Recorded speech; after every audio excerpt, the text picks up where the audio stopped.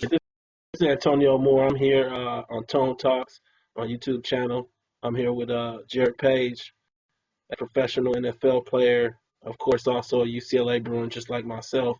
And we're here to have a good discussion, a productive discussion about the newfound findings with concussions and CTE and Will Smith's new movie that's coming out.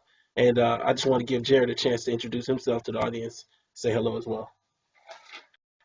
What's going on, man? I'm Jared Page, professional athlete, as he said, in NFL for 6 years.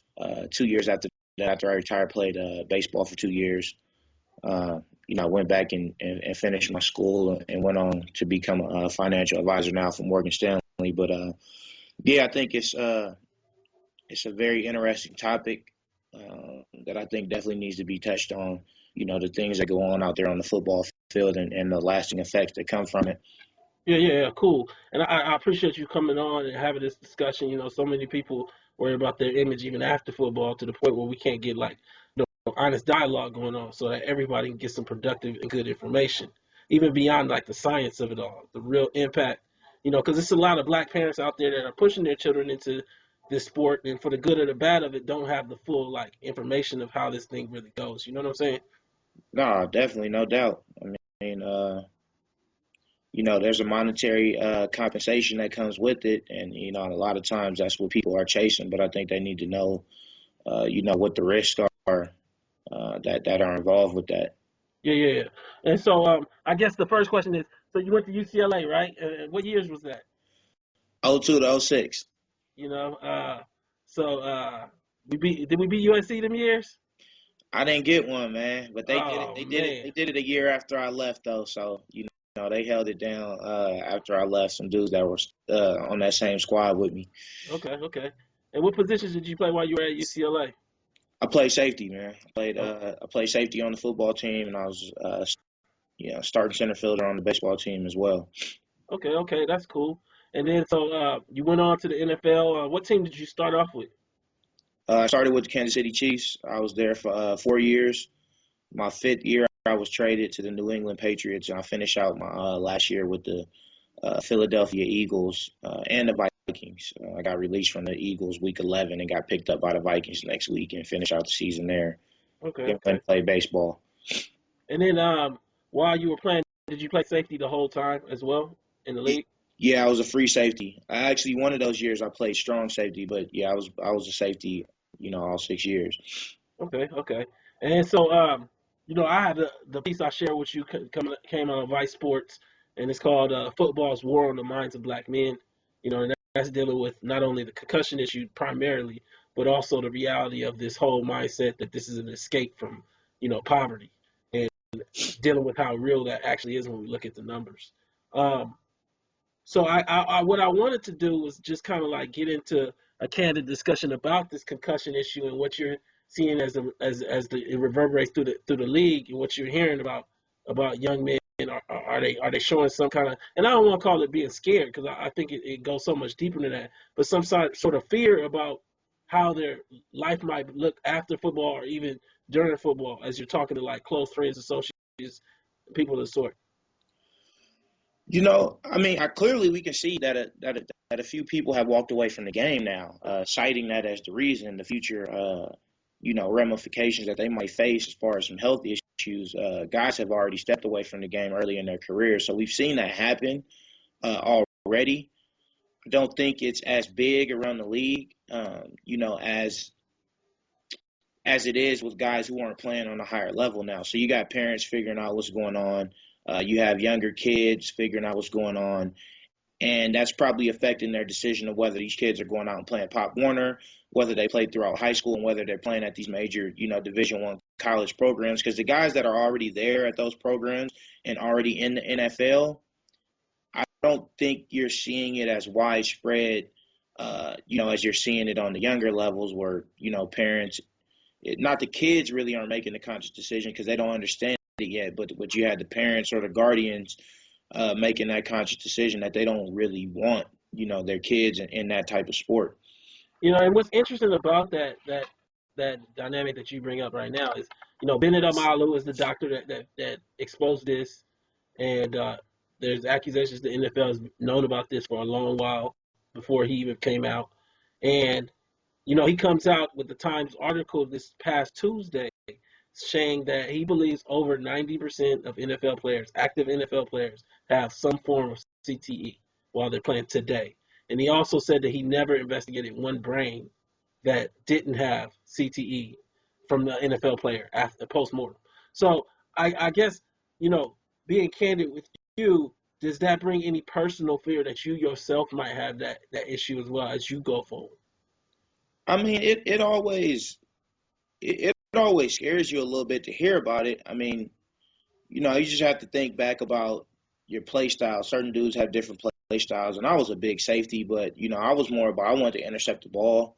I was conscious about those hits in my head. You know what I mean? I dished out some punishment for sure, definitely when I was playing.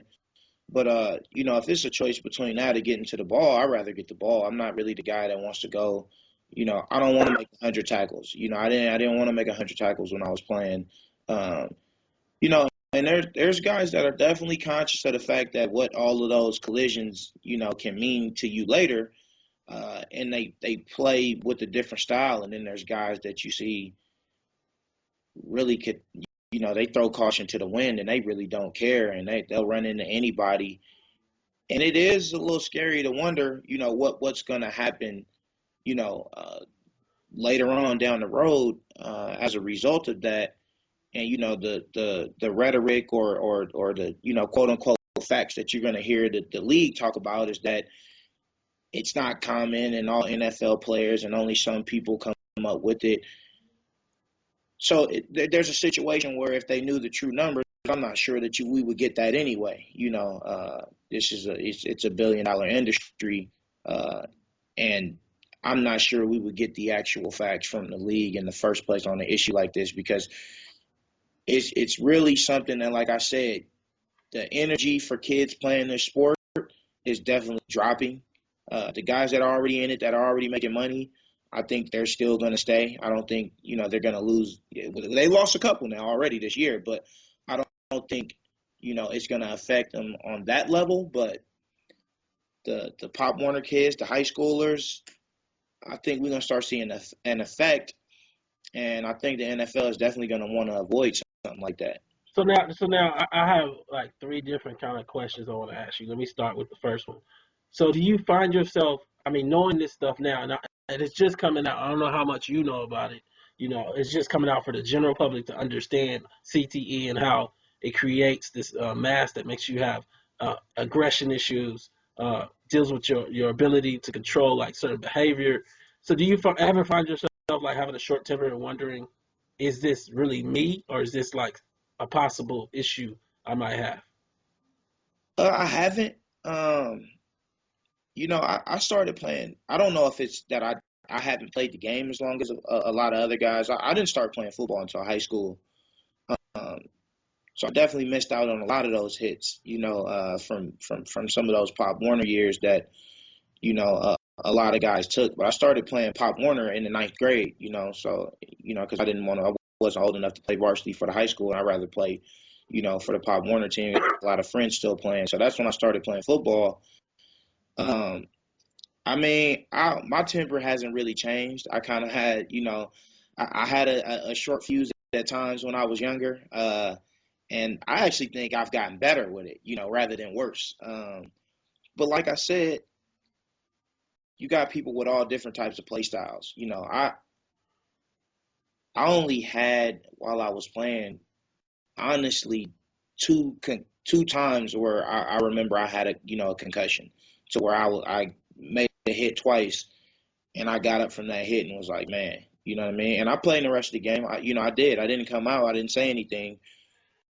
But I know guys that, man, that number's easily in the double digits for a lot of guys. And what's interesting is Will Smith did an interview yesterday for ESPN. I was watching it, and what he said, it was a powerful question they asked. They said, so, what's the difference in playing Ali and playing Ali the boxer and playing Bennett Amalu, and the difference in the sports of basketball and football?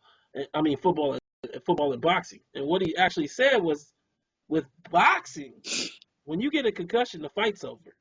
But with football, you get a concussion and then you're still in the game 5, 7 minutes later, and the subconcussive blows actually can lead to these other issues.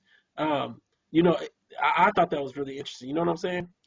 Yeah, I mean, I definitely think there's not as much time to quote unquote fake it in boxing, because that dude's on your head right now, and he can see it when it happens, and he's gonna go in for the kill. And when someone's in that state, I don't think they can't really defend themselves, so that fight's gonna get called. Cool. But you make a hit in the play in an NFL game, uh, whether the other team's running hurry up or not, you get a couple seconds to kind of regroup, where they're not just coming after you, where they don't really know yet, unless you get up wobbling and doing things like that. They don't know that a person's in that state, and no one's really attacking you to finish you off at that point. So you get a little chance to regroup. And yeah, I mean, there's no question about it, whether anybody has seen any research or not. You have to understand. I think the average guy playing understands what a concussion is. Before this stuff started to come out, they understand that it's a brain injury. Your brain is taking trauma from banging against the side of your skull, and you can't think anything good is gonna come from that. Staying in the football game after you play, but again, it's out there. The things that you're saying to yourself and to your teammates before you go out there on that field is that it's a war. Each and every guy knows that there's a possibility you can die out there at any moment. You know what I mean? It's a real deal physical game where you're putting your health, you're putting your life on the line. We've seen guys, get paralyzed and things of that nature. We've seen high schoolers die, and so you're putting that on the line, and it's that warlike mentality that gets guys to push through things like that when they shouldn't. You know what I mean? And that's why I titled my piece "Football's War on the Minds of Black Men" for Vice. It's this interesting dynamic that we need to use our bodies to make money, because our minds in and of themselves can't produce enough value, or they don't have enough value in and of themselves outside of our bodies. What I wanted to ask you, even looking even more specifically at positions, when we look at the NFL, there's 1,700 players. 1,700 players, almost 1,200 of them are black men. About 10 are Asians, 20 are Asians, another 25, 30 are Latino, and then like 400 are white men. But 30% of the white men play like lower collision positions, kicker, punter, and quarterback. And so what I wanted to ask you is, why do you think that's the case? And even when our black men do play quarterback, it becomes a collision position. Like when we look at Cam Newton, he's almost similar to a running back, and he doesn't get the same flags that, say, Aaron Rodgers gets, even inside the pocket. And I guess I wanted to get your opinion on why that's the case, why we pick the highest collision positions and choose that for our profession, our craft. Well, I mean, I think a lot of it has to do with physical ability, and I don't say that to say that the white players, the Asian players, the Latino players, are lacking in that area. I mean, we see Christian McCaffrey at Stanford right now, who I thought should have won the Heisman, and that's a white dude right there. But I mean, it goes back. It's very deep. I mean, we have to remember the history of the country and the fact that people were bred, to do certain things over in this country. And it's no surprise that guys are out there, showing that type of athleticism and that type of strength to play those positions. But I think it's an even deeper issue when you start talking about quarterbacks, and it's what you already spoke to. It's not the lack of our minds to produce value. Our minds produce value all over the world. It's about the value is only as good as the demand for it. They don't want the value from a lot of the black minds in the world, and they undervalue it, and that happens a lot at the quarterback position. You always see them talking about, what else can a guy do? What else can a guy do besides play quarterback, when the guy's proven he can play quarterback? Why does the guy need to move to receiver? You know what I mean? Why does the guy need to go to defense and play defensive back? Why does he need to move to running back? There's this idea that, the black players are capable of playing quarterback from the start, and they really have to overachieve to prove it to people that they can play the position. And I mean, a situation is at quarterback, when you say, a guy like Cam Newton and stuff, when you have the ability to do that, I mean, you're going to utilize that at the quarterback position. Just being a football player, the guy that's hardest to defend is the quarterback. You don't have a defender that's on the quarterback. It makes you change your whole scheme when the quarterback can move. So whether that guy be, Cam Newton, Robert Griffin, Kaepernick, or Andrew Luck, who will also get out there and run on you, who's, he's not a black guy, but he has the ability to do that. They want to utilize that, at that level to run around and make plays. I think the bigger issue than that, I mean, mobile quarterbacks, they're going to want you to run and make plays when you can. I mean, that's just because the defense can't really defend it. But I think the bigger issue is why don't, more blacks, more African Americans get a chance to play the position. And I think it's because, they're undervalued, mentally. And they're already given this kind of, almost this aspect of what we see going on kind of with the justice system today is that, a black man, it's almost like you're guilty until you're proven innocent. It's like they're guilty of not being able to handle the position of quarterback until they prove it, until they overachieve, and someone says, okay, I'm going to give them that stamp of validation. And that's what's so interesting about this whole dynamic of 1,200 black men playing in the NFL. I did the interview with Meta World Peace, and I talked to him about the numbers. You got 200 black men playing basketball. You got 1,200 playing football, about 60 to 80 playing, because a lot of the black men that are playing baseball aren't African American men. They just appear to be so. But you have 60 to 80 African American men playing baseball. But in our cultural conscience, doesn't it feel like it's about 1 million black men playing sports because of the way that it's presented? So, like, I guess what I'm saying in so many ways is to say black presentation doesn't match reality, Right. I mean, I had a chance. You allowed me to hear over your piece that you wrote, and I thought that, it's one thing that I've always thought that was interesting that you included on there was that it's very barbaric, man, just in the presentation of it, in the presentation of, I think you get the real feel for it as an athlete when you go to something like the combine, right? And you're sitting in front of these, these rich owners, these coaches, and everybody sitting out there in the stands, and they literally got you stripped down to your drawers. You're hitting spins on the stage, and they're looking at you. It's like an auction, and it really makes you think about yourself and go, damn, man, like what is this? Like, I mean, this is crazy. Like, I'm in here basically butt naked, getting poked and prodded and analyzed, and they're trying to pick the best meat off the chopping block. It's crazy, man, and that's the presentation that you get. People that sit back and want to watch that. They want to watch you run around real fast and big and run into each other and get hurt, and it's crazy, and play through that so they can say, oh, look at this guy, he's a tough man. It's like the old gladiator Coliseum. They see a guy get stabbed, he's still out there fighting. And it's just. It gives you that feel, man, when you're at something like the combine and you really see it, and it's almost, in a sense, you sit there and the guys that are conscious of it, you almost feel like you're selling out. You know what I mean? But the one thing I can say is the best thing you can do at that point is you better leave that game with something to show for it. At that point, don't blow your money and stuff like that and come out of there with nothing. Nothing that moves your family forward, nothing that helps you, along the way in the future. But it is that time when you're sitting there and you almost feel like, man, what is this? Yeah, and it's so I think it's so short-sighted how we presume most Americans understand when I say 1,200 black men that these black men are in mass descendants of slaves. Like, we presume that they know that. But a lot of people don't make that connection. Right. And so, like, to deal with the reality that, we went from a system where black men were sold as slaves to now, and I'm not saying that football necessarily is a direct, like, parallel, but to this concept of damaging of black male bodies is okay. I mean, because there's no other group at rate that's running into each other. And then even more so, What about the ones that don't make it that have CTE?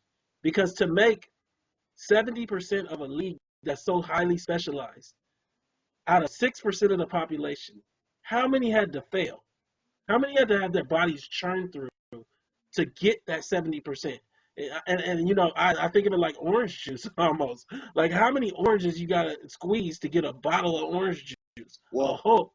I mean that's a huge issue, and that's something that former players and current players are fighting for better. Health care for the players. Like lifetime health care, better lifetime health care to treat some of these injuries as they go along. For there to be compensation for the things that people go through, from playing that game.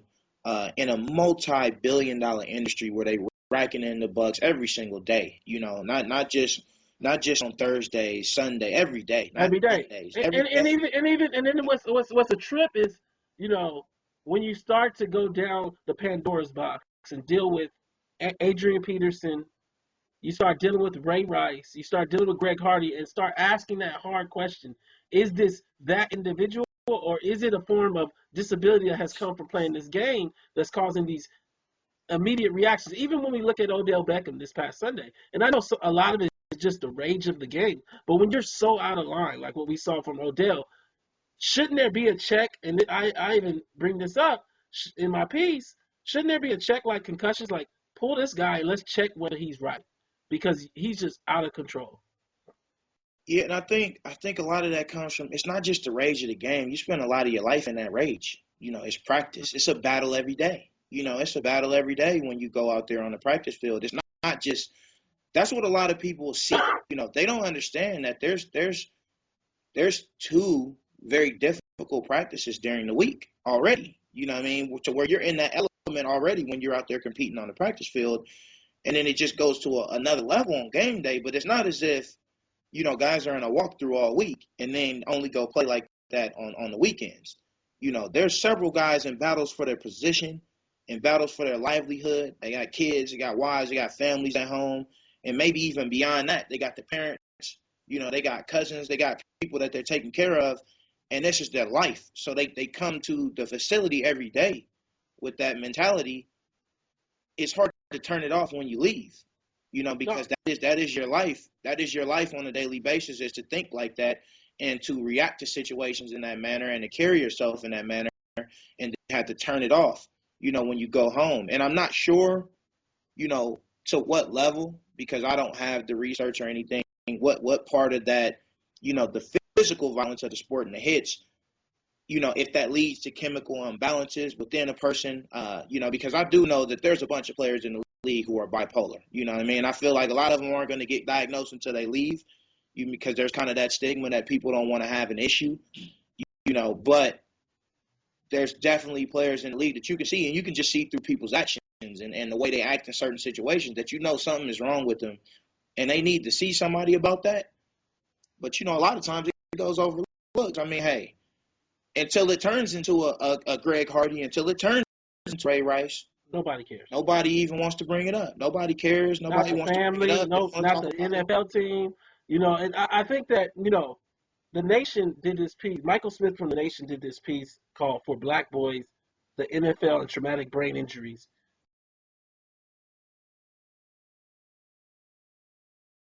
Can be this section that goes right to the heart of what you said. And what he said is, as particularly the black ones, are chastised in the media for their lavish lifestyles. An NFL contract is the economic hope of many poor black youth and their families. There may only be little more than 1,700 African American men with deals, but that is still 1,700 six, seven, and eight-figure deals that families and friends of the players are relying on for their economic security. For all the expensive cars and frivolous clubbing, these guys are also propping up immediate and extended family on their salaries. As the checks get bigger, it's not surprising the number of kids playing at early ages increases. For too many, this football is their answer to debilitating poverty. And so, it's a trip, because I think that, we're looking at this concussion thing, looking at the CTE thing, but we have to truly look at it in a historical and economically valuation kind of context to really get the full breadth of it. You know what I'm saying? Because right now we're looking at the science. as though, and I know it's some white players that play, and I know it's a few other people that play, but until we deal with why is it that so many black men are playing this very dangerous game, I don't think we're gonna get to the solution.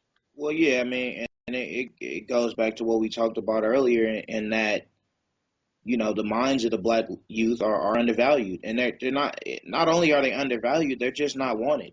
Don't get the same love. Now, we both happen to get degrees from go to UCLA, but that young black mind is not wanted at a lot of the universities, of that, of those standards. They don't come after the black kids. They don't get into those schools. The education system isn't set up in a manner in That's which what they're our test was for. prepared to do the certain test, the standardized test that they want you to take to get in there. Although there is, an abundance of knowledge within that mind, and just a high level of aptitude in those minds to where they can pick up on things very quickly, and they have great intuition and great instincts and can learn easily. They're just simply not taught some of the things that they want them to know on the standardized test. It doesn't mean that if they're at that university that they can't perform higher than other kids, because they can.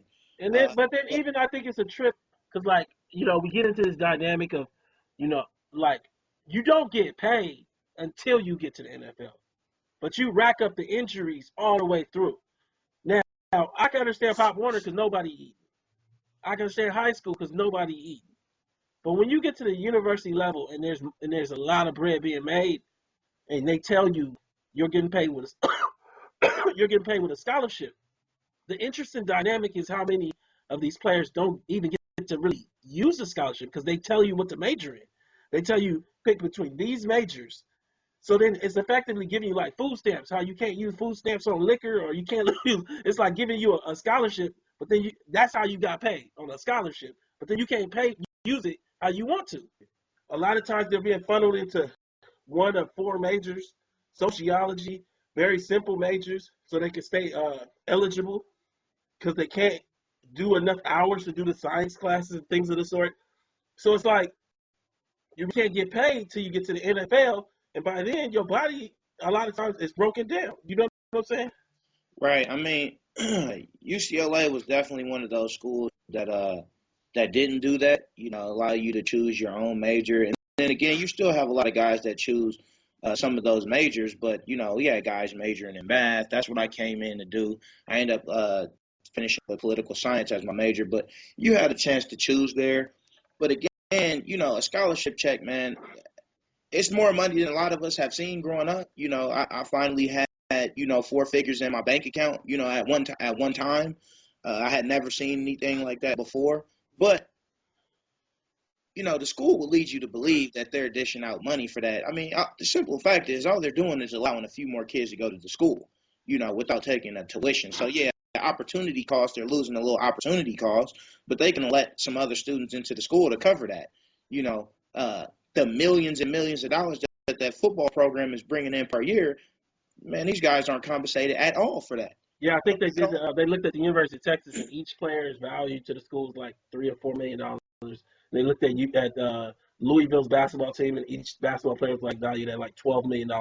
But I mean, it's a trip to me because like to be given a scholarship and then be told what you have to major in is like food stamps in a way to me. It's like giving you a coupon or something that it's like if you're gonna pay me in something as like a scholarship, which is the whole idea is I can get an education. The idea would be at least I can pick my education. Yeah, and I definitely wouldn't want to be, at a university that's trying to steer me into something. I mean, 'cause that's crazy, man. You don't even have the opportunity to choose what you want to do with your future. And that's how they pay you. And Exactly. that's how they pay you. And so, that's crazy, man. let me ask you, what have you heard about CTE and what it actually is, like from your understanding? Not asking you as an expert or anything, just Just that it's a brain injury that develops from numerous blows to the head, in that all the people that end up with CTE have suffered some type of traumatic injuries to their brains. That it just doesn't manifest itself in a brain that hasn't been through that trauma. So the gateway to getting there is to have all that trauma to your head, which in football, boxing, things like that, uh, is going to happen quite frequently, and that is the gateway to lead to CTE, and people that aren't, exposed to that type of, traumatic injury to their brain, they haven't opened that gateway to this disease. So now let me ask you the hard question. You said you had a different playing style, but Dr. Bennett Amalu, who's a recognized expert now, is saying that over 90% of NFL players have some degree of CTE. So let's say that you're in year 2, year 3 of that $50 million deal, and to really get that money, you got to go through years 3 and 4. Let me ask you. I mean, if you find out from having your body checked out, having your head checked out that you have CTE, you yourself, do you continue playing football? No, I'm done. I would be done. And I say, and there's a lot of people out there that would hear that and say, yeah, right, and all that. But no, man, I think the most important thing is, man, you gotta be happy with your life. You gotta be happy with who you are. You gotta have an identity of who you are, and you gotta have the identity of who the people around you are and what your life is, and do you enjoy your life, right? Too many guys don't, man. Too many guys ain't happy with themselves. Too many guys feel their life is inadequate. They don't have the right people around them, and that money that they're chasing is their identity. That money, they think that money is gonna make everything better, and it's not, man. You either happy or you're not happy.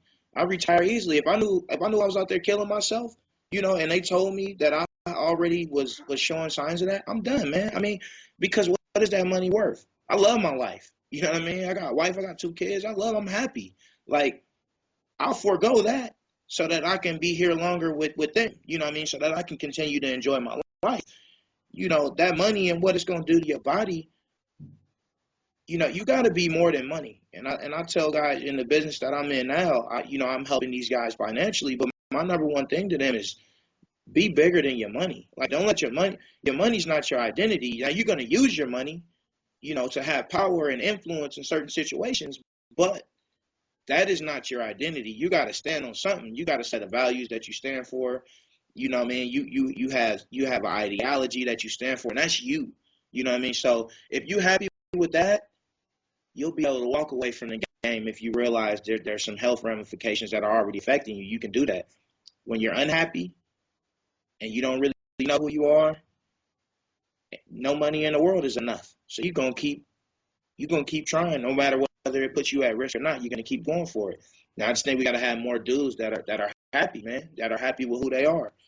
But see, I mean, and as we come to the end, that's the interesting dichotomy of making black men believe that their bodies are disposable. Is when you think your body is disposable, is your goal ever to be happy? Is that what you set out for? When you start playing football, is the goal at the end of this, I want to be happy?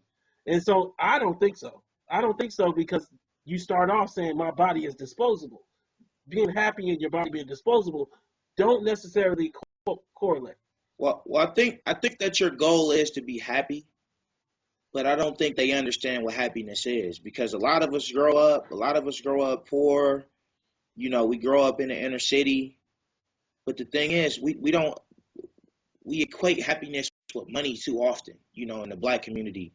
And so getting that money, they figure that's happiness, but it's not, man. I mean, it's like a lot of people that you talk to grew up in bad situations, but were they happy? Yeah, they actually were happy though. Like, they were cool. They liked the people they were around. Life was okay. They made it. You know what I mean? It wasn't too much. But they chase money because a lot of our community feels that money is the route to happiness, and it's not. You know what I mean? I could say that. I can be a person that can speak on that, because I've been around, several millionaires, playing this game, and a lot of guys aren't happy, man. It's a lot of multi-millionaires out there that aren't happy, and money is not the answer. When you're happy and everything is great, yeah, money makes life easier. I never said that. You can be unhappy and money still makes your life easier, as far as being able to get the things you need, the house you need, the food you need, the clothes on your back, things like that. It makes it easier, but it doesn't bring you happiness. You got to do that from within. And I think I think a lot of guys, their goal is to be happy, but they think that the happiness comes with the money, and it doesn't. It doesn't. So now, let me ask you just a last quick question. So you gonna check out that movie this weekend? Just get some information. I heard they're screening it. They screened it for Darrell Revis and a couple of other people through the union, and people are walking away feeling it's very informative.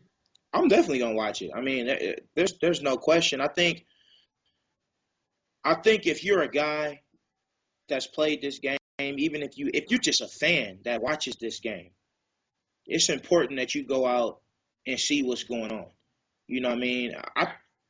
I think definitely important, more important for the players and the guys that are playing this game to understand what's going on. But it's also important for these fans to go out and see that, to see I mean, because you get a lot of, man, when you read these message boards and the stuff that they say to guys when you're playing, and I was a player, and the stuff that people say to you and try to, take these hits on you for, injuries or whatnot, or how you playing, man, they don't know what guys are going through, man. They never been through anything close to that.